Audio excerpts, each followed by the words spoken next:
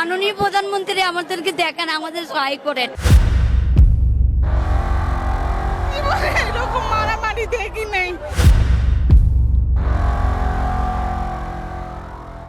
बांग्लादेश में जो हुआ सबके सामने है, लेकिन हिंसा की खबरें अभी भी आ रही हैं। बांग्लादेश में हसीना सरकार और उनकी पार्टी से जुड़े लोगों पर लगातार हमले किए जा रहे हैं। शेख हसीना बांग्लादेश की पिछले महीने तक प्रधानमंत्री थीं, लेकिन अब पूर्व प्रधानमंत्री हो गई हैं। अपने ही देश में उनको वहां से भागना पड़ा। भारत में सेफ हाउस में हैं, लेकिन ऐसा पहली बार नहीं हुआ है कि जब शेख हसीना को भारत में शरण लेना पड़ा हो। 6 सालों तक शेख हसीना दिल्ली के लाजपत नगर तो पंडारा रोड पर भी रही हैं। शेख हसीना ने अपने पिता के साथ परिवार के 1 दर्जन से ज्यादा लोगों को खो दिया था। पूरी कहानी क्या है, इस वीडियो में इस पर बातचीत करते हैं। मेरा नाम है सैयद सोबान, आप देख रहे हैं स्विच। शेख हसीना के पिता मुजीबुर रहमान को बांग्लादेश में फादर ऑफ नेशन कहा जाता है। बांग्लादेश को बनाने में एक अहम भूमिका रही है। एक बार का वाकया है जब बांग्लादेश बनाने के आंदोलन में मुजीबुर रहमान के 2 महीना उनको जेल में डाल दिया जाता है। वो वहाँ से लौटते हैं। उस वक्त उनके समर्थक उनके घर के रास्ते पर दोनों तरफ खड़े होकर उनका अभिवादन कर रहे थे। मुजीबुर रहमान जैसे तैसे घर पहुंचते हैं। उनका परिवार उनके सामने था। परिवार के लोगों में खुशी के आंसू थे। मुजीब साहब की माँ उनको गले लगा लेती हैं। उनकी बड़ी बेटी हसीना वहां पर मौजूद थी। अपनी बेटी को वो गले से लगाते हैं और वो उस वक्त टीनेज में थी।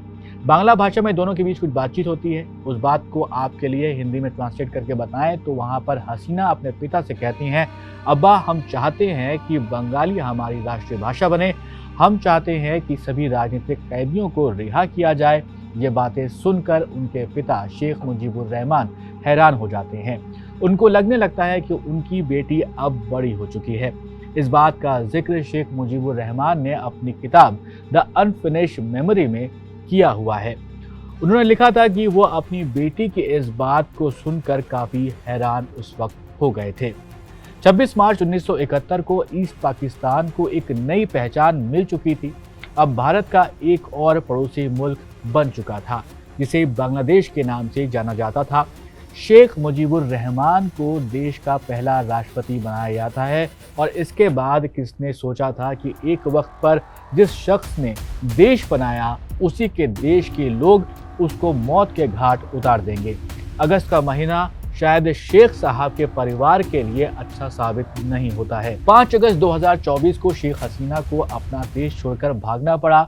आज से करीब 49 साल पहले 15 अगस्त 1975 को शेख हसीना के पिता शेख मुजीबुर रहमान और उनके परिवार के 1 दर्जन से ज्यादा लोगों को मौत के घाट उतार दिया गया था। लेकिन उस वक्त शेख हसीना अपनी बहन शेख रेहाना के साथ जर्मनी में मौजूद थी।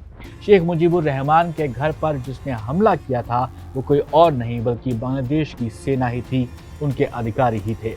बांग्लादेश की सेना ने देश की कमान अपने हाथ में ले ली थी।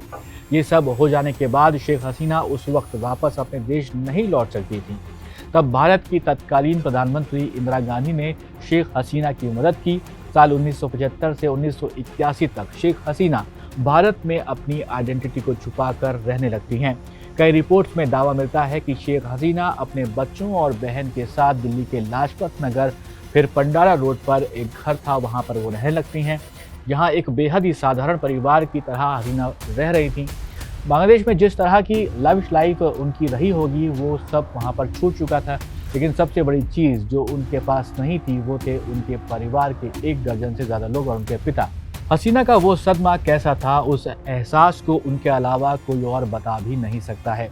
इस लंबे दौर के बाद हसीना अपने पिता की लेगेसी को संभालने के लिए वापस 1981 में बांग्लादेश लौटती हैं और फिर शुरू होता है शेख हसीना का नया राजनीतिक सफर। बांग्लादेश में 1975 से देश में सेना का ही राज था। 1988 में मार्शल लॉ के तहत चुनाव होते हैं और army chief general Hussain Muhammad Ershad को राष्ट्रपति चुन लिया जाता है। बांग्लादेश में बीएनपी यानी कि बांग्लादेश नेशनल पार्टी की प्रमुख खालिदा जिया और अवामी लीग की प्रमुख यानी कि शेख हसीना एक साथ आ जाती हैं और निष्पक्ष चुनाव की बात उठने लगती है। हालांकि दोनों ही पार्टी एक दूसरे के विरोधी थे। इसके बाद 1990 में सैन्य तानाशाह जनरल इरशाद का इस्तीफा भी आ जाता है। साल 1991 में शेख हसीना सरकार तो नहीं बना पाई, उनको विपक्ष में ही बैठना पड़ता है। बीएनपी ने 300 में से 140 सीटें जीती थी और उसने वहां पर सरकार बनाई। शेख हसीना की पार्टी अवामी लीग जो थी उसको 88 सीटें मिलती हैं। खालिदा जिया देश की पहली महिला पीएम बनती हैं और उनके सामने विपक्ष में भी एक महिला यानी कि शेख हसीना ही थी। इसके बाद देश में 1994 में चुनाव होते हैं। हसीना ने सरकार पर करप्शन के आरोप लगाने शुरू कर दिए थे और इसी बीच पूरा विपक्ष भी इस्तीफा दे देता है।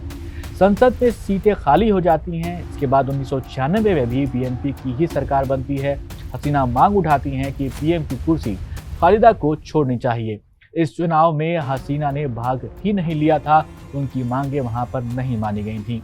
जब देश में नए चुनाव की मांग बढ़ी तो नई सरकार ने संविधान बनाकर कानून बनाया कि चुनाव कराने के लिए एक केयरटेकर सरकार का ही होगा। 12 दिन बाद यहाँ पर खालिदा जिया ने इस्तीफा दे दिया और केयरटेकर सरकार के लिए पूर्व चीफ जस्टिस मोहम्मद हबीबुर रहमान को नया प्रधानमंत्री बांग्लादेश का बना दिया जाता है। इसके बाद इसी साल यानी कि 1996 में फिर से आम चुनाव होते हैं और हसीना की अवामी लीग को ज़बरदस्त जीत मिलती है। यहाँ पर हसीना को जनता ने 300 में से 140 सीटें दी और बीएनपी को 116 सीटों पर जीत मिलती है।